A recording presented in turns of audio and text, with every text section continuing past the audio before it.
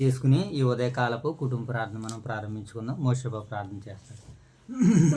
మహోన్నత ప్రేమగల మా కంటే కొరకు గల దేవ మీ అపరమైన నామకే వేరేది వందన సుధర సాధన చేయించుకుంటుంది ఉదయకాల సమయం మా మీకు ఎంత తండ్రి ట్రీగా తండ్రి వందిన వాక్య జరుగుతుందండి. ఆ వాక్యం విని విట్టు వేరే కాకుండా మా హృదయాంతాన్ని 30 60 100 ఫైంజలా చూడండి ట్రీగా తండ్రి మీ మరణ పునరుద్ధారణ జనములు తండ్రి మేము ట్రీగా తండ్రి ఉదయకాల వేగు జమని లేకపోతే మా పడిపాట్లు మేము ఉండేలా చేసాను. మీకు ఎలా విమాన పునరుద్ధానం దినములు తండ్రి మీ లేఖనాలు చదువుకునే భాగ్యాన్ని మీకు ఎంత ఉన్నాను తండ్రి. ఇదిగోండి తండ్రి ట్రీగా తండ్రి వాక్యం చెప్పబోతున్న మీ దాసులకు సమృద్ధమైన తెలుగు జ్ఞానాన్ని తండ్రి ట్రీగా తండ్రి 7 రోజులు తండ్రి దిగ్విజయంగా సండే టు సండే ముగించుకోవడం తండ్రి ఈ ఆఖరి రోజుకి చివరి రోజుకి మేము వెళుచున్నాగా అనేక మంది పరిశుద్ధులు వచ్చేలా చూడండి తండ్రి. ఇదిగోండి తండ్రి అలా వాక్యం చెప్తున్న ప్రతి బిడ్డను దీవించడానికి కాచి కాపాడండి తండ్రి. తండ్రి మీ ఆదివారం తండ్రి ఓదూరు వైఎస్ నగరం తండ్రి వాక్యాన్ని మీ చెప్పబోతున్న మీ దాసులకు లవరాజు బిఎల్ లవరాజు గారిని కూడా మంచి తెలియని జ్ఞానాన్ని అనుగ్రహించండి తండ్రి. తండ్రి ఓదూరు సంఘంలో కూడా ఇంకా పరిచయం చేస్తున్నారు తండ్రి. వాళ్ళని కూడా దీవిస్తూ ఆశించి కాచి కాపాడండి తండ్రి. ఇటు రీగడితేనే ఏం గడితేనే అనారోగ్యంగా ఉన్నతండి వాళ్ళు స్వతపరచండి. ఏ సరస్వతి నామం ఈ ప్రార్థన మీకు వేడుకుంటున్నా పరమ తండ్రి. జై తల్లి ప్రార్థన శాశ్వత రోటరీగా వాక్య చదివి ఆ వాక్యతని ఆదరించేంతవరకు ఇక్కడ పుల్లా చేసి నీకు ఎంత రోటరీగా వాక్య చదువుతున్నా కదా మీద మీ సామర్థ్యానికి రోటరీగా రోమపతి గతిని చదువుతుండే కదా ఆ సందర్భంలో ఒత్తికి నేర్చుకునేలా చేయండి. రోటరీగా వాక్య చదువుతుండే కదా మీద సామర్థ్యానికి రోటరీ కదా ఈ మా అన్నప్పుడు నీళ్ళు కదా శ్రేష్ఠ గురించి నీకు అంత రోటరీ కదండి. నిన్న కాసం నాకు ఎంత కాచి కానుక రోటరీ కదా సండే టు సండే రోమ వచ్చుకున్న తండ్రి 8 రోజులు తండ్రి నా మహిమలా చేయండి.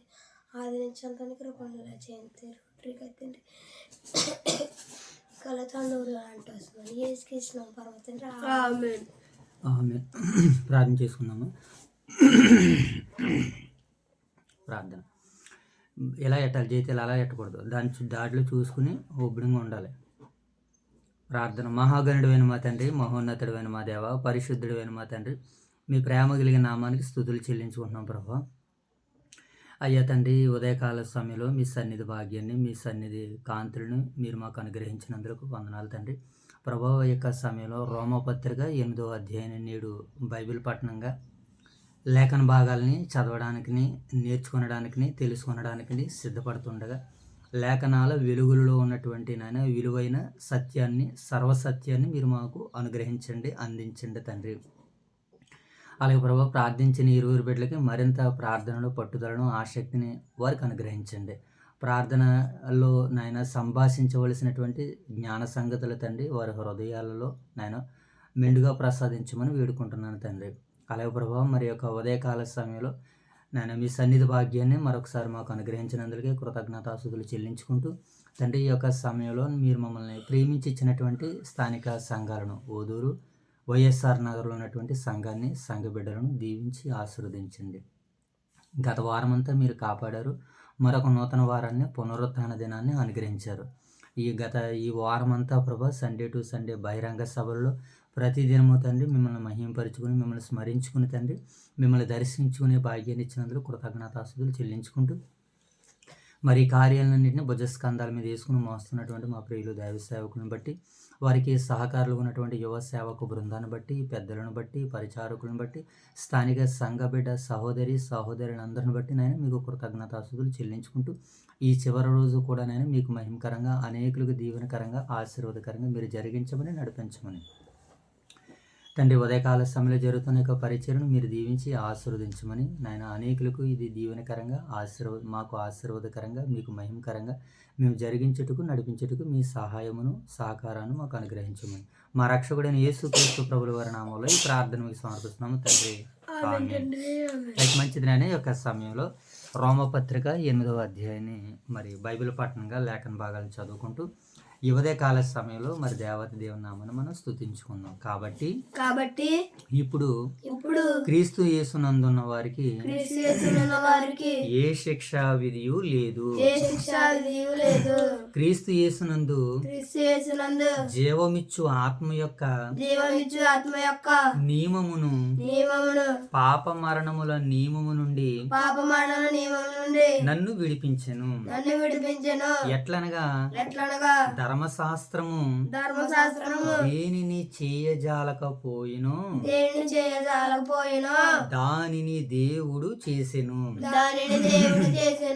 శరీరమును అనుసరింపక ఆత్మను అనుసరించి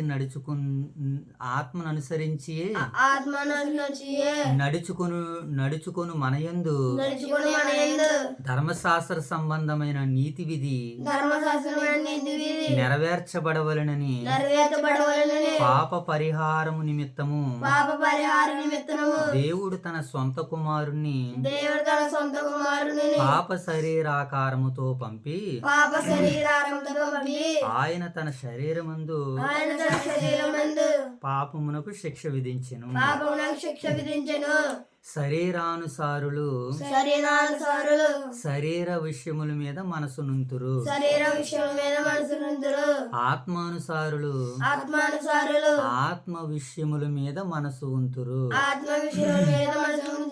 శరీరానుసారమైన మనస్సు మరణము, ఆత్మానుసారమైన మనస్సు జీవమును సమాధానమునై ఉన్నది. ఏలయనగా శరీరానుసారమైన మనస్సు దేవునికి విరోధమునై ఉన్నది. ఎన్నో వచనము? అది దేవుని ధర్మశాస్త్రమునకు లోబడదు, ఏ మాత్రమును లోబడదు. కాగా శరీర స్వభావము గలవారు దేవుణ్ణి సంతోషింపనేరరు. దేవుని ఆత్మ మీలో నివసించుచున్న ఎడల మీ శరీరము పాప విషయమై మృతమైనది గాని మీ ఆత్మ నీతి విషయమై జీవము కలిగి ఉన్నది. మృతులలో నుండి యేసును లేపిన వాని ఆత్మ మీలో నివసించిన ఎడల మృతులలో నుండి క్రీస్తు యేసును లేపిన వాడును చావునకు లోనైన మీ శరీరములను కూడా మీలో నివసించుచున్న తన ఆత్మ ద్వారా జీవింపజేసెను. రెండో సందర్భాన్ని చదువుకుందాం. 12వ వచనం 11. Very good. కాబట్టి సహోదరులారా శరీరానుసారముగా ప్రవర్తించుటకు మనము శరీరమునకు రుణస్థులము కాము. మీరు శరీరానుసారముగా ప్రవర్తించిన ఎడల చావవలసిన వారే ఇందురు. గాని ఆత్మచేత శారీరక క్రియలను చంపిన ఎడల జీవించెదరు. దేవుని ఆత్మ చేత ఎందరు నడిపింపబడుదురో వారందరూ దేవుని కుమారులై ఇందురు. ఏలయనగా మరలా భయపడుటకు మీరు ధ్యాసపు ఆత్మను పొందలేదు గాని దత్తపుత్రత్వాత్మను పొందితిరి. ఆ ఆత్మ కలిగిన వారమై మనము అబ్బా తండ్రి అని మొర్రపెట్టుచున్నాము. మనము దేవుని పిల్లలమని ఆత్మ తానే మన ఆత్మతో కూడా సాక్ష్యం ఇచ్చుచున్నాడు. మనము పిల్లలమైతే వారసులము, అనగా దేవుని వారసులము, క్రీస్తుతో కూడా మహిమ పొందుటకు ఆయనతో శ్రమపడిన ఎడల క్రీస్తు తోడి వారసులము. మూడవ సందర్భాన్ని చదువుకుందాం. 18వ వచనం. మన ఎడల ప్రత్యక్షము కాబోవు మహిమ ఎదుట ఇప్పటి కాలపు శ్రమలు ఎన్న తగినవి కావని ఎంచుచున్నాను. దేవుని కుమారుల ప్రత్యక్షత కొరకు సృష్టి మిగులు ఆశతో తీరుచూచుచు కనిపెట్టుచున్నది. ఏలయనగా సృష్టి నాశనమునకు లోనైన వ్యాసములో నుండి విడిపింపబడి దేవుని పిల్లలు పొందబోవు మహిమగల స్వాతంత్రమును పొందుదమని నిరీక్షణ గలదై స్వేచ్ఛగా కాక దానిని లోబరుచు వానిని మూలముగా వ్యర్థపరచబడెను. సృష్టి యావత్తు ఇదివరకు ఏకగ్రీవముగా మూలుగుచు ప్రసవ వేదన పడుచున్నదని ఎరుగుదుము. అంతేకాదు ఆత్మ యొక్క ప్రథమ ఫలములనుందని మనమును కూడా దత్తపుత్రత్వము కొరకు అనగా మన దేహము యొక్క విమోచనము కొరకు కనిపెట్టుకొనుచు మనలో మనము మూలుగుచున్నాము. ఏలయనగా మనము నిరీక్షణ కలిగిన వారమై రక్షింపబడితిమి. రక్షింపబడినది కనబడినప్పుడు నిరీక్షణతో పని ఉండదు. తాను చూచుచున్న దాని కొరకు ఎవడు నిరీక్షించును? మనము చూడని దానిని కొరకు నిరీక్షించిన ఎడల ఓపికతో దాని కొరకు కనిపెట్టుకుందుము. ఎన్నో సందర్భము, ఎన్నో వచనము. అటువలే ఆత్మయు మన బలహీనతలను చూసి సహాయము చేయుచున్నాడు. ఏలయనగా మనము యుక్తముగా ఎలాగూ ప్రార్థన చేయవలెనో మనకు తెలియదు గాని ఉచ్చరింప సఖ్యము కాని మూలుగులతో ఆ ఆత్మ తానే మన పక్షముగా విజ్ఞాపన చేయుచున్నాడు. మరియు హృదయములను పరిశోధించువాడు ఆత్మ యొక్క మనసు ఏదో ఎరుగును. ఏలయనగా ఆయన దేవుని చిత్త ప్రకారము పరిశుద్ధుల కొరకు విజ్ఞాపన చేయుచున్నాడు. దేవుని ప్రేమించు వారికి అనగా ఆయన సంకల్పం చొప్పున పిలువబడిన వారికి మేలు కలుగుటకై సమస్తమును సమకూడి జరుగుచున్నవని ఎరుగుదుము. ఎందుకనగా తన కుమారుడు అనేక సహోదరులలో జ్యేష్ఠుడగునట్లు దేవుడు ఎవరిని ముందుగా ఎరుగునో వారు తన కుమారునితో స్వారూప్యము గల వారగుటకు వారిని ముందుగా నిర్ణయించెను. మరియు ఎవరిని ముందుగా నిర్ణయించును వారిని పిలిచెను. ఎవరిని పిలిచెను వారిని నీతిమంతులుగా తీర్చును. ఎవరిని నీతిమంతులుగా తీర్చును వారిని మహిమపరిచెను. ఎన్నో సందర్భము, 5వ సందర్భాన్ని చదువుకుంది. ఎన్నో వచనము, 31వ వచనం. ఇట్లుండగా ఏమందుము ఏమందుము దేవుడు మన పక్షమునుండగా దేవుడు మన పక్షము ఉండగా మనకు విరోధి ఎవడు? మనకి విరోధి ఎవడు? తన సొంత కుమారుని అనుగ్రహించుటకు తన సొంత కుమారుని అనుగ్రహించుటకు వెనుక తీయకయ్యా వెనుక తీయగా మన కొరకు ఆయనను అప్పగించిన వాడు ఆయన అప్పగించిన వాడు ఆయనతో పాటు సమస్తమును మనకి ఎందుకు అనుగ్రహింపడు? మనకి ఎందుకు అనుగ్రహింపడు? దేవుని చేత ఏర్పరచబడిన వారి మీద నేరం మోపువాడెవడు? నీతిమంతులుగా తీర్చువాడు దేవుడే. శిక్ష విధించువాడెవడు? చనిపోయిన క్రీస్తు యేసే. అంతేకాదు మృతుల్లో నుండి లేచిన వాడును దేవుని కుడిపార్శ్వమున ఉన్నవాడును మన కొరకు విజ్ఞాపనను కూడా చేయువాడును ఆయనే. క్రీస్తు ప్రేమ నుండి మనలను ఎడబాపు వాడెవడు? శ్రమ అయినను బాధ అయినను హింస అయినను కరువు అయినను వస్త్రహీనత అయినను ఉపద్రవమైనను ఖడ్గమైనను మనలను ఎడబాపవు. ఇందును గూర్చి వ్రాయబడినదేమనగా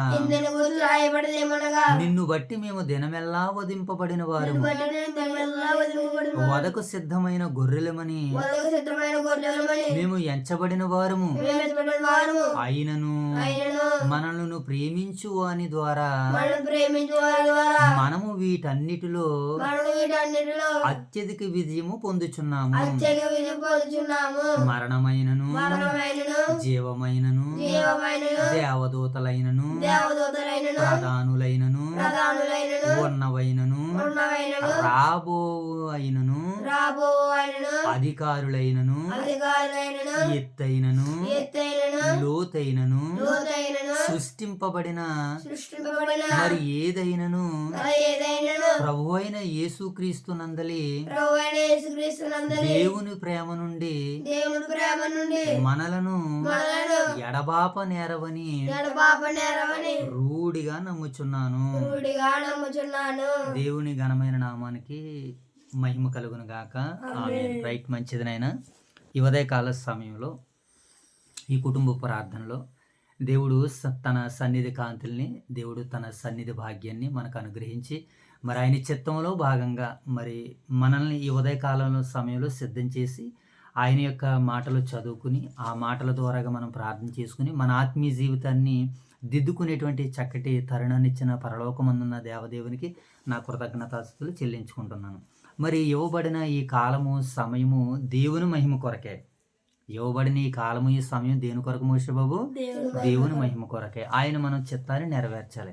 ఇప్పుడు ఆయన మహిమ కొరకు ఆయన చిత్తాన్ని నెరవేర్చేటువంటి పనులు మనకి కొన్ని ఆటంకాలు, అవరోధాలు, ఏమండి సమస్యలు ఎదురుగా వస్తాయని చెప్పింది బైబిల్ గ్రంథం. అయితే ఇవన్నీ కూడా క్రీస్తు ప్రేమ నుంచి మనల్ని ఏం చేయలేటట? ఎడబాపు వేరు చేయలేవు. మనము దేవుని కొరకు నిలబడాలన్న ఆశ మనలో ఉండాలి, కానీ దేవుడు మనల్ని ఎలాగైనా నిలబెట్టుకుంటాడు. ఇప్పుడు ఇదే రీతిగా క్రమం తప్పకుండా ఈ పరిచర్య కొనసాగించాలన్నది నా తుది ఆలోచన. అయితే ఇది ఎప్పుడు ఆగిపోతుందా, ఎలా ఆగిపోతుంది అన్నటువంటి భయంతో, ఆందోళనతో దినదినము గడుపుతున్నాను. దినదినము ప్రతిరోజు దేవుని సన్నిధిలో గడపాలి. ఏదో ఒక రకంగా తండ్రి దీనికి ఆటంకం ఉండకూడదు, అడ్డు ఉండకూడదు, సమస్య ఉండకూడదు అని అనుకుంటున్నప్పుడు ఏమో ఏది ఎలా వచ్చి ఆగిపోతుంది అనేటువంటి ఒక భయం. కానీ ఇక్కడ వాక్యం మనకి చెబుతుంది ఉదయకాల సమయంలో నువ్వు భయపడొద్దు. క్రీస్తు ప్రేమ నుండి నిన్ను ఏమీ వేరుపరచవు. ఉపద్రవం వేరుపరుస్తుంది అనుకుంటున్నావా? ఖడ్గం ఏర్పరుస్తుంది అనుకుంటున్నావా? కష్టం నిన్ను దూరపరుస్తుంది అనుకుంటున్నావా? ఏది నిన్ను దూరపరచు, నువ్వు ధైర్యంగా ఉండని ఈ దేవుడు మనకు భరోసానిస్తున్నాడు. కనుక ఇలా ప్రతి ఒక్కరు కూడా దేవుని మహిమ కొరకు, దేవుని చిత్తం కొరకు నిలబడినప్పుడు కొన్ని ఎదురవుతూ ఉంటుంటాయి. వాటిని ఛాలెంజింగ్గా మనం ఏం చేయాలి? ఈ రోమాపత్రిక 8వ అధ్యాయం మనం చదువుకుంటే మనకి కొండంత బండంత ధైర్యాన్ని ఇస్తాడు దేవుడు. కనుక మరి పరిశుద్ధ గ్రంథంలో దేవుడు తన బిడ్డలకి ఎన్నో రకాలైనటువంటి ఎన్నో రకాలుగా దేవుడు తన బలాన్ని, తన శక్తిని, తన యొక్క కృపను మెండుగా ఇవ్వడానికి సిద్ధంగా ఉన్నారు ఆయన. కనుక మనం వాటిని అన్నిటిని పొందుకునేటువంటి పనిలో మనం ఉందాం. సరే రైట్. ఇప్పుడు ఈ రోమపత్రిక 8వ అధ్యాయాన్ని మనం తెలుసుకునేటువంటి ప్రయత్నాలు చేద్దాం. మొత్తానికి ఈ రోమపత్రిక ఎన్ని భాగాలుగా మనం చదువుకున్నాం, ఎన్ని సందర్భాలుగా? సుమారు ఒక 5 సందర్భాలుగా మనం చదువుకున్నాం. ఓకేనా? ఈ 5 సందర్భాల్లో ఎన్ని వచనాలు ఉన్నాయి టోటల్గా? ఏమన్నా 39 వచనాలు ఉన్నాయి టోటల్గా అండ్ రైట్. ఇప్పుడు వీటిని మనం జాగ్రత్తగా అర్థం చేసుకునేటువంటి ప్రయత్నాలు చేద్దాం. ఇప్పుడు మొదటి నుంచి 17 వచనాలు ఇక్కడ ఒక దాని మీద విజయం కావాలని పౌలు గారు ఆశిస్తున్నారు. ఏమో ఈ రోమపత్రిక 8వ అధ్యాయము మొదటి నుంచి 17 వచనాల్లో శరీరం మీద జయం పొందాలట. దేని మీద జయం పొందాలట మోషే బాబు? శరీరం మీద జయం పొందాలి. మొట్టమొదటిగా శరీరం మీద జయం పొందలేనటువంటి వాడు దేవుని మహిమ కొరకు నిలబడే అర్హత అక్కడే పోగొట్టుకుంటాడు.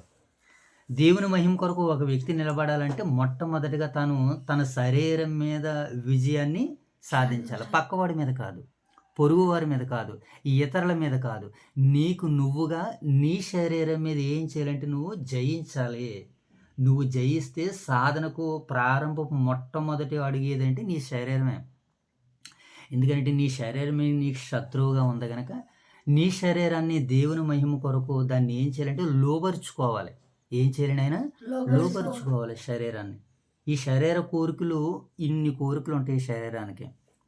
ఈ కోరికలన్నిటి నుంచి శరీరాన్ని ఏం చేయాలి? ఇప్పుడు ఆత్మ ద్వారాగా విడుదలను అనుగ్రహించాలి. సో రైట్, మనం చూద్దాం. మొదటిగా ఏమంటున్నాడు అంటే శరీరం మీద విజయం పొందాలి. రెండవదిగా 18 నుంచి 30 వచనాల్లో లోకం మీద జయం కావాలి. ఎక్కడి నుంచమ్మా? లోకం మీద జయాన్ని పొందాలి. లోకంలో అందరికీ అన్ని ఆర్భాటాలు, హంగులు వారికి కలుగుతూ ఉంటుంటాయి. వాటిని చూసి లోకం మనలోనికి వస్తూ ఉంటుంటుంది. లోకాన్ని ఎప్పుడు మనలోనికి రానిచ్చుకోకూడదు, మనము లోకంలోనికి వెళ్ళకూడదు. అంటే రెండవదిగా ఏం కావాలని దేవుడు కోరుకుంటున్నాడో లోకం మీద జయం పొందాలంటున్నాడు. దేని మీదనైనా? లోకం మీద జయం పొందాలి. ఇక చివరిగా 31 నుంచి 39 వచనాలు సాతాను వాని శక్తుల మీద జయం పొందాలట. దేని మీద మోషే బాబు? సాతాను వాని శక్తుల మీద జయం పొందాలి. కనుక ఈ 3 భాగాలని మన మనసులో పెట్టుకుని ఈ రోమపత్రిక చదివితే మనకి చాలా డెడ్ ఈజీగా అర్థమవుతుంది. డెడ్ ఈజీ అనమాట. ఇంకది డెడ్ ఈజీ అనమాట. చాలా ఈజీగా మనకి అర్థమవుతుంది. అలా అర్థం కావాలని మరి రోమపత్రికలో దేవుడు అనేకమైనటువంటి విషయాల్ని రాయించాడు. మొదటిగా మనం దేని మీద విజయాన్ని సాధించాలి? శరీరం మీద విజయాన్ని సాధించాలి. శరీరానుసారులు ఆత్మానుసారులని వ్రాయబడింది 17 వచనాల దాకా. సుమారుగా ఒక 11 వచనాల దాకా మనకి శరీరం మీద, ఈ శరీరం గురించి, ఆత్మ గురించి 17 వచనాలు రాయబడ్డాయి. శరీరం ఎంతసేపు ఇది సుఖాన్ని కోరుకుంటూ ఉంటుంది. ఈ శరీరం ఏం చేస్తుందనైనా? సుఖాన్ని కోరుకుంటుంది. ఎంతగా సుఖాన్ని కోరుకుంటుంది అని అంటే దేవుని కంటే సుఖానుభవాన్ని ఎక్కువగా కోరుకుంటుంది అనమాట. దేవుడి కంటే ఇంకా ఏంటంటే దీనికి దేవుని కంటే ఎక్కువగా సుఖాన్ని అనుభవించుకోవాలంటుంది. ఏంటి? ఈ శరీరం. కనుక ఇప్పుడు ఈ శరీరాన్ని మనం ఏం చేయాలి? జయించాలి. ఎలా జయించగలను? పౌలు గారు అన్నారు, ఇదిగో నేను ఇతరులకు ప్రకటించిన తర్వాత నేను భ్రష్టుడినైపోదునని ఈ శరీరాన్ని ఏం చేస్తున్నాడట? ఆయన నలగొట్టుకుంటున్నాడట, నలిపెట్టుకుంటున్నాడట. అంటే పౌలు ఏం చేశాడు? తన శరీరాన్ని నలగొట్టుకున్నాడు. ఎలాగా? వాక్యం ద్వారాగా. అలాగే ఈ శరీరం మనకి ఆశల్ని రేపుతూ ఉంటుంటుంది. అది తిను, ఇది తినని ప్రేరేపిస్తూ ఉంటుంటుంది. దుష్టుడు మనల్ని శోధిస్తూ ఉంటుంటాడు ఈ శరీరం గురించి. ఈ శరీరం అలా ఉండాలి, ఇలా ఉండాలి అన్నటువంటి కొన్ని ఆలోచనలు మనకి వ్యతిరేకిస్తూ ఉంటుంటుంది. అప్పుడు మనం నియంత్రణ కలిగి శరీరాన్ని వాక్యంతో ఏం చేయాలి? దీన్ని లోబరుచుకోవాలి. దేవునికి మనము మహిమ చెల్లించాలంటే ఈ శరీరంతో చేయవలసినటువంటి దుష్ట కార్యాలకి దూరంగా చేయాలి. దైవ కార్యాలకి దగ్గరగా ఉంటే ఈ శరీరం నలపబడుతుంది. ప్రభువైన యేసుక్రీస్తుల వారిని దుష్టుడు కూడా వచ్చి శోధించాడు. ఏమని? ఆయనకి ఆకలేస్తుంటే రాళ్ళు రొట్టెలుగా చేసుకుని ఆహారాన్ని భుజించు అని అన్నది. అప్పుడు ఏమన్నాడు ఆయన? మనుషుడు రొట్టె వలన కాదు కానీ దేవుని నోట నుంచి వచ్చు ప్రతి మాట వలన మనిషి బ్రతుకుతాడని చెప్పింది. అంటే ఈరోజు శరీరం కూడా మనల్ని ఏం చేస్తూ ఉంటుంటుంది అంటే ప్రేరేపిస్తూ ఉంటుంటుంది. కనుక ఈ శరీరాన్ని మనం ఏం చేయాలి? జయించాలి. ఎలా జయించగలం? ఈ శరీరానికి కళ్ళెం వేసుకోవాలి, వాక్యం ద్వారాగా నియంత్రించుకోవాలి. అదే అంటున్నాడు మనం చూడగలిగితే ఇక్కడ. కాబట్టి ఇప్పుడు 4వ వచనం చదువుదాం చూడండి. 6వ వచనం చదువుదాం. శరీరానుసారులు శరీర విషయములందు మనసుంతురు, ఆత్మానుసారులు ఆత్మ విషయములందు మనసుంతురు. శరీరానుసారమైనటువంటి మనసు మరణము, ఆత్మానుసారమైన మనసు జీవము. ఆత్మానుసారమైనటువంటి మనసు ఎలాంటిదట? జీవాన్ని ఇస్తుంది. ఈ ఆత్మానుసారమైనటువంటి మనసుతో మనం ఉండాలంటే ఈ శరీరాన్ని ఏం చేయాలి? మనము జయించాలి. ఈ శరీరాన్ని సుఖాన్ని కోరుకుంటుంది. ఈ శరీరం అన్నింటినీ సుఖాన్ని ఎక్కువగా కోరుకుంటూ ఉంటుంటుంది. దాన్నే ప్రేమిస్తూ ఉంటుంది. దాని నుంచి విడుదల పొందించి ఈ శరీరాన్ని ఆత్మ ద్వారా ఇప్పుడు ఏం చేయాలి? శారీర క్రియలని మనము చంపేయాలి. అలా చంపగలిగితేనే దేవునికి మహిమ మన ద్వారా కలుగుతుందని మొదటి భాగంలో శరీరం మీద విజయం. మరి యేసుక్రీస్తుల వారు ఈ శరీరాన్ని జయించలేదా? మనలాంటి శరీరమే అయినా సరే పాప శరీర ఆకారంతో వచ్చినటువంటి ఆయన శరీరానికి కళ్ళని వేశాడు, కోరికలకి కళ్ళని వేశాడు. ఆయన పవిత్రుడిగా బ్రతికాడు, నిర్దోషిగా బ్రతికాడు. కనుక మనకు ఆయనే రోల్ మోడల్. కనుక మనం ఏం చేయాలి? ప్రభు అయిన యేసుక్రీస్తుల వారిని చూస్తూ ఆయన లోకాన్ని ఎలాగైతే జయించాడో. రాత్రి ఒక మాట మనం విన్నాం. దేవుని మూలంగా పుట్టినవాడు తన్ను భద్రం చేసుకుని గనక దుష్టుడు వారిని ముట్టడు. దేవుని కుమారులుగా పుట్టినటువంటి వారు లోకాన్ని జయించుదురని కూడా మనకు ఆ మాట కనపడుతుంది. దేవుని మూలంగా మనం ఎలా పుట్టగలము? ప్రతిరోజు వాక్యాన్ని క్రమం తప్పకుండా మనం చదువుతున్నప్పుడు ఏమంటే ఈ శరీరం మీద మన విజయాన్ని సాధించగలం. ఎప్పుడైతే ఈ శరీరం మీద విజయాన్ని పొందుకున్నామో దేవుని కొరకు ఆత్మానుసారులుగా ఉండి అనేక కార్యాలు, ఏ కార్యాలు చేయాలన్నా ఆత్మను అనుసరించే కార్యాలు చేయాలి. ఎందరో దేవుని ఆత్మచేత నడిపింపబడదురో వారందరూ దేవుని కుమారులై ఇందురు అన్న మాట మనకు కనపడుతుంది. చూడండి ఒకసారి 14 వచనం. దేవుని ఆత్మచేత ఎందరూ నడిపింపబడదురో వారందరూ దేవుని కుమారులై ఇందురు. దేవుని కుమారులుగా మనం ఉండాలంటే, దేవుని ఆత్మతో నడిపింపబడాలంటే ఈ శరీరం మీద విజయం కావాలి. మొట్టమొదటిగా దేని మీద విజయాన్ని సాధించాలి? మనము ఈ శరీరానికి నిద్ర ఇవ్వకూడదు, ఈ శరీరానికి రెస్ట్ ఇవ్వకూడదు. ఈ శరీరాన్ని ఎంతసేపు దేవుని పనిలో పెట్టి నలుపుతూ ఉంటుంటే ఇది ఏం చేస్తుందంటే దేవుని మహిమ కొరకు చక్కగా బ్రతకడానికి, జీవించడానికి అవకాశం ఉంటుంది. ఈ శరీరాన్ని ఎంతసేపు ఏం చేయాలి? సాధు చేస్తూ ఉండాలి, దేవుని పనితో దున్నుతూ ఉండాలి. ఇలా మొదటిది మనం ఏం చేయాలట? మొదటిది శరీరాన్ని జయించాలి. ఇక రెండవది ఏంటి? లోకాన్ని జయించాలి. యేసుక్రీస్తుల వారు కూడా మరి లోకాన్ని జయించాడు కదా ఆయన. మనము కూడా ఆయన పిల్లలుగా మనం కూడా ఏం చేయాలి? లోకాన్ని జయించాలి. లోకాన్ని మనం ఎలా జయించగలుగుతాం? దేవుని కంటే ఏది కూడా లోకంలో మనది గొప్పగా ఘనముగా ఎంచుకోకూడదు. అన్నింటినీ వదులుకోవాలి. అన్నింటినీ ఏం చేయాలి? ఆయన వదులుకోవాలి. అలా వదులుకుంటేనే లోకాన్ని జయించడం. అన్నింటినీ సంపాదించుకుంటే నువ్వు లోకాన్ని లోకాన్ని నేను జయించనని అనుకుంటే అది అబద్ధం అవుతుంది. కనుక లోకంలో ఉన్న వాటిని అన్నింటినీ వదులుకోవాలి. అప్పుడే మనం లోకాన్ని జయించినట్లు. కనుక 18వ వచనం నుంచి మనకి 30వ వచనం వరకు ఈ భాగాలు మనకు కనబడుతున్నాయి. అండ్ ఇంకా మనం చూడగలిగితే ఈ మాటలు మనం చూడగలిగితే రెండవది ఏంటంటే మనం లోకం మీద మనం జయించాలి. లోకాన్ని ఎలా జయించగలం? లోకాన్ని జయించినటువంటి వాళ్ళందరూ కూడా ఉన్నారు. వాళ్ళందరూ కూడా ఏం చేశారు? మట్టిలో కలిసిపోయారు, లోకాన్ని జయించినటువంటి వారు. కనుక మనం లోకాన్ని ఎలా జయించాలంటే ఇదిగో వాక్యం ద్వారాగా లోకాన్ని జయించి అప్పుడు మనము దేవుని చిత్తాన్ని పరిపూర్ణంగా సంపూర్ణంగా నెరవేర్చడానికి అవకాశం ఉంటుంది. ఇక లోకంలోనే ఉండిపోయామనుకోండి, లోకాన్ని జయిస్తూ ఉన్నాం అనుకోండి, ఏమండి లోకంలో వాటన్నిటి కొరకు మనం బ్రతుకుతున్నాం అనుకోండి, లోకాన్ని మనము జయించలేము. లోకాన్ని జయించాలి, శరీరాన్ని జయించాలి. ఇవన్నీ ఆత్మానుసారులకు ఉండేటువంటి లక్షణాలు. ఇక చివరిగా సాతాను శక్తుల మీద నుంచి కూడా జయం పొందాలి. ఏంటంటే మోసపో చివరిగా సాతాను శక్తుల మీద కూడా జయము. సాతాను కూడా మనకి ఏం చేస్తాడో ఎరలు వేస్తూ ఉంటుంటాడు. శరీరాశ, నేత్రాశ, జీవపటంబం తండ్రి వలన పుట్టినటువంటివి కావు. అవి అపవాది యొక్క తంత్రాలు. అది అపవాది వేసేటువంటి మంత్రాలు అన్నమాట. ఇప్పుడు వాటి మీద మనం ఏం చేయాలి? జయించాలి. సాతాను శక్తులు ఒకటి మన దగ్గరకు వస్తుందనంటే అది దైవ నిర్ణయమైందా, దుష్ట నిర్ణయమైందా మనం తేల్చుకోవాలంటే లేఖనాల మీద మనకు కొంత అవగాహన ఉండాలి. అది మనకి ఎలా వస్తుంది అంటే దేవుడి వాటిని మనకి అనుగ్రహిస్తాడు. ఇప్పుడు మనము శరీరం మీద జయాన్ని పొందాలి, లోకం మీద జయాన్ని పొందాలి, అలాగే సాతాను శక్తుల మీద కూడా విజయాన్ని పొందాలి. ఈ విజయాన్ని పొందాలి అని అంటే మొట్టమొదటి ఆయుధం మనకి ప్రార్థన. దీంట్లోనూ కూడా మనకి ఈ 8వ అధ్యాయంలో కూడా మనకి ప్రార్థన గురించి చెప్పాడు. చాలామందికి ప్రార్థన ఎలా చేయాలో రాదు, తెలియదు. అప్పుడు ఎదుటి వారికి ప్రార్థన చేయడము రాదో తెలీదని మనకి ఎప్పుడైతే అర్థమైందో, ఇప్పుడు ఆ ప్రార్థనలో మనం ఇంకా జ్ఞాపకం చేసుకోవాల్సినటువంటి సందర్భాలు దేవుడు మనకు అనుగ్రహిస్తాడు. ఉదాహరణకి మోషే బాబు చేసినంత ఇదిగా జయతల్లి ప్రార్థన చేయలేకపోతుంది. కానీ ఆ ప్రార్థన చేసేటట్టుగా ఆ మూలుగులు, ఆ విజ్ఞాపనలు ఏవైతే ఉన్నావో అవన్నీ ఆత్మకి తెలుసు. అదే అంటున్నాడు ఇక్కడ మనకి చివర్లో కంక్లూజింగ్ ఇస్తూ, ఆయన దేవుని చిత్త ప్రకారము పరిశుద్ధుల కొరకు విజ్ఞాపనం చేయుచున్నాడు. పరిశుద్ధుల కొరకు ఏం చేస్తున్నారు? విజ్ఞాపన చేస్తున్నాడు. ఆ విజ్ఞాపన ఒక సరైనటువంటి క్రమంలో రాదు. అది అనుభవపూర్వకంగా ఎదిగే కొలిది ఏమవుతుందనంటే, ఆ ప్రార్థనలో విజయాన్ని మనము పొందగలదు. ప్రార్థనలో అందరూ కూడా విజయాన్ని ఎక్కడ సాధించలేరంటే, ప్రార్థనలో విజయాన్ని సాధించలేరు. దినానికి 3 సార్లు, 7 మార్లు ఉదయము, సాయంత్రము, మధ్యాహ్నము దేవుని నామం స్తుతింపబడును గాక అని వ్రాయబడింది. పగలు, రాత్రి కూడా ఎలాగనంటే ఇదిగో ప్రార్థన ద్వారాగా మనం ఏం చేయాలి? విజయాన్ని సాధించాలి. దేవునికి కృతజ్ఞతాస్తుతులు చెల్లించాలి. దేవునికి ఎల్లప్పుడూ మనము విధేయులుగా ఉండాలి. ఆయన చిత్తాన్ని గైకునే వారిగా ఉండాలి.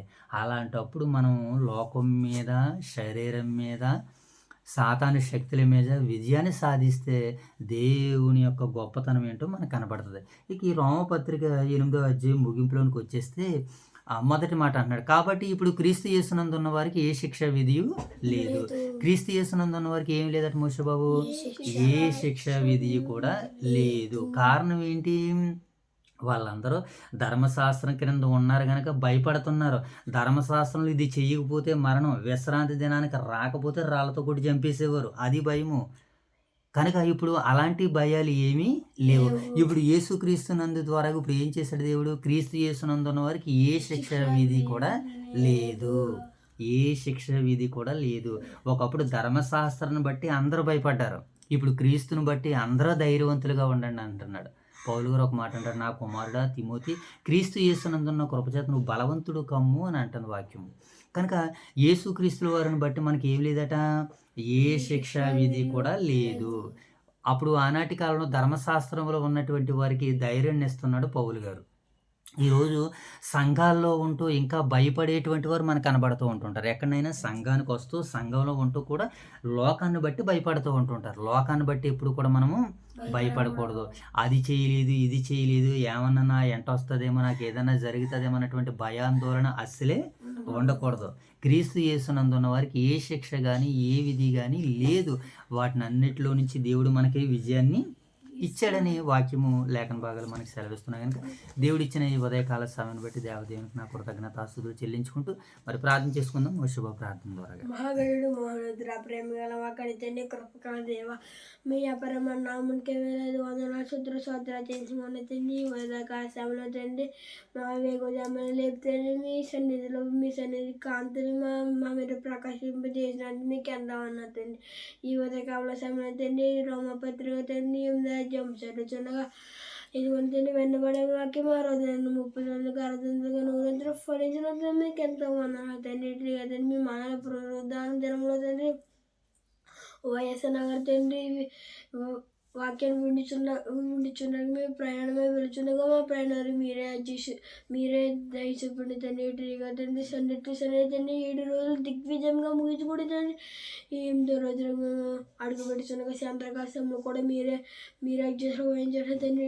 తండ్రి ఇదిగోండి తండ్రి మా స్థానిక సంఘాన్ని దీవించి కాచిగా ఉంటుంది ఓదూరు వైఎస్ నగరం సంఘాన్ని దీవించి కాచి కాపురం ఉన్న బియ్యం రోజుగానే దీవించి కాచి కావంత వయసున్నారు తండ్రి. ఓదూరు మీ మానపొద్దున దినములు తండ్రి వాక్యను బోధిస్తున్న వారికి మీరైనా తెలియని జ్ఞానాన్ని తండ్రి అనుగ్రహించండి తండ్రి. ఉదయకాల సమయంలో తండ్రి ఈ ప్రార్థన తప్పు పొరపాటు ఉంటే క్షమించమని వేడుకుంటుంటారు. ఈ ప్రార్థన మిక్కులాడు వేడుకున్న మా ప్రభువు తండ్రి. ప్రార్థన ప్రత్యేకమైన శాస్త్రంగా ఉంటుంది. వాక్య చదువుకున్న వాక్తంగా ఆదరించాలకు కృపణగా చేసిన రోటరీగా వాక్య చదువుకున్న తిరిగి వాక్తంగా ఆదరించాలని కృపణగా చేసిన రోటరీగా తండ్రి. రామపతిగా తండ్రి నచ్చిన చదువుతాను కదండి. ఆ సందర్భంలో వచ్చి నేర్చుకున్న చేసిన రోటరీగా తండ్రి. నియమాన ప్రాంతంగా తండ్రి. శేషులకు జీనికా రోటరీగా తండ్రి. నిన్న కాశంత కాచకానికి రోటరీగా తండ్రి. రోటరీగా తండ్రి వాక్య చదువుతుండే కదా సత్యం సంబంధించిన రోటరీగా తండ్రి. సండే రోజు 7 రోజులు తండ్రి మీ నామ్మాయి మట్టి గురించి చేతులు చదువుకుంటూ ఏం దొరుకుతుంది ఆదరించాల్సిన కృపల్లా చెందండి ఇంకా సంఘంలో అందుబాటు మాస్తున్నారు ఏసుకృష్ణ పరమతండ్రి ఆమేన్. అమ్మ చివరిగా ప్రార్థన చేసుకుందాం. మహాగణుడైన మా తండ్రి, మహోన్నతుడైన మా దేవ, పరిశుద్ధుడైన తండ్రి, మీ ప్రేమ కలిగిన నామానికి స్తుతులు చెల్లించుకుంటున్నాం ప్రభా. ఈ ఉదయకాల సమయంలో మీ సన్నిధి భాగ్యాన్ని మీకు ఈ ఉదయకాల సమయంలో మీ సన్నిధి భాగ్యాన్ని మాకు అనుగ్రహించినందుకే కృతజ్ఞతాస్తుతులు చెల్లించుకుంటూ రోమపత్రిక 8వ అధ్యాయం ద్వారాగానైనా మేము లోకాన్ని, శరీరాన్ని, సాతాని శక్తుల మీద విజయాన్ని పొందాలని తండ్రి రోమపత్రిక ద్వారా మీరు మాతో మాట్లాడి మమ్మల్ని బలపరిచి స్థిరపరిచినందుకు వందనాలు ప్రభా. మీ ప్రేమ నుంచి మమ్మల్ని ఏది దూరపరచలేదని, మేము భయాల మీదనైనా విజయాన్ని సాధించాలంటే మాకు విశ్వాసం రూఢిగా ఉండాలని, నమ్మకం ఉండాలని వాక్యం ద్వారా మీరు మాతో మాట్లాడి మమ్మల్ని బలపరిచి స్థిరపరిచి మీ మహిమ కొరకు నిలబెట్టినందుకే కృతజ్ఞతాస్తుతులు చెల్లించుకుంటూ తండ్రి ఈ దినమును కావాల్సిన నడిపింపును, ఆత్మశక్తిని అనుగ్రహించండి. ఈ దినమంతట్లో మిమ్మల్ని చూడగలిగే కన్నులు, మీకు లోబడగలిగే మంచి మనసును, మారు మనసును మాకు దయచేయమని వేడుకుంటున్నాం తండ్రి. మరొకసారి ఉదయకాల సమయంలో మా యొక్క స్థానిక సంఘాలను జ్ఞాపకం చేసుకున్నాం తండ్రి. ఓదూరు వైఎస్ఆర్ నగర్లో ఉన్నటువంటి సంఘాన్ని, సంఘ బిడ్డలను, పరిచారకులను, యవనస్తులను, యువ సేవక బృందాన్ని అంతటిని దీవించి ఆశీర్వదించండి. గత వారం అంతానైనా సండే టు సండే బహిరంగ సభల్లో మమ్మల్ని ముందుకు నడిపించండి. మరి ఉదయకాల సమయంలో మీ కుమారుని ద్వారాగా పునరుత్థాన దినంలో మిమ్మల్ని ఆరాధించుకోవడానికి, మిమ్మల్ని మహింపరుచుకోవడానికి విశ్రాంతి దినాన్ని, పునరుత్థాన దినాన్ని మీరు మాకు అనుగ్రహించినందుకు కృతజ్ఞతాస్తుతులు చెల్లించుకుంటూ ఇప్పుడు నాయన తండ్రి మీ మందిర ఆవరణ చూడాలని తండ్రి ప్రయాసపడుతూ వెళ్తుండగా మా ప్రయాణాల్లో క్షేమాన్ని దయచండి. తిరిగి నాయన వచ్చి మరలా మా పని పాటలు ఉంటూ తండ్రి మిమ్మల్ని స్తుతించి మహింపరుచుకునే భాగ్యాన్ని దయచండి. అలాగే సంఘ దైవ సేవకులు రాజుగారిని బట్టి, వారి కుటుంబాన్ని బట్టి మీకు వందనాలు ప్రభా. ఇప్పుడు వాక్యాన్ని అందించబోచుండగా, రాత్రికాల సమయంలో వాక్యాన్ని అందించబోచుండగా మీ సేవకుల్లో మీరుండి విలువైన వర్తమానాన్ని నీ బిడ్డలకు అనుగ్రహించే తండ్రి వారిలో ఉన్నటువంటి నాయన లోట్లను సవరించుకుని సరిదిద్దుకుని ప్రభావ మీ కొరకు ఉన్నతంగా జీవించగలిగే భాగ్యాన్ని దయచేయమని తండ్రి దినమునకు కావలసిన నడిపింపును, ఆత్మశక్తిని అనుగ్రహించమని ఈ ప్రార్థన అంతటిని నా ప్రభువును మీ ప్రియ కుమారుడు మా రక్షకుడని యేసుక్రీస్తు ప్రభుల వారి నామములో ఈ ప్రార్థన మీకు సమర్పిస్తున్నాము తండ్రి. ఆమేన్ తండ్రి ఆమేన్.